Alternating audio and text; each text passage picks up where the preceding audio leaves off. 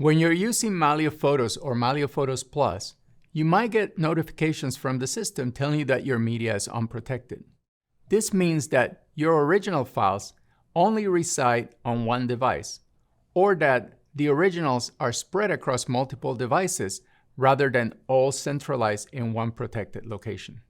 You can go to the dashboard and select the Devices panel, and then select the device that you're working on.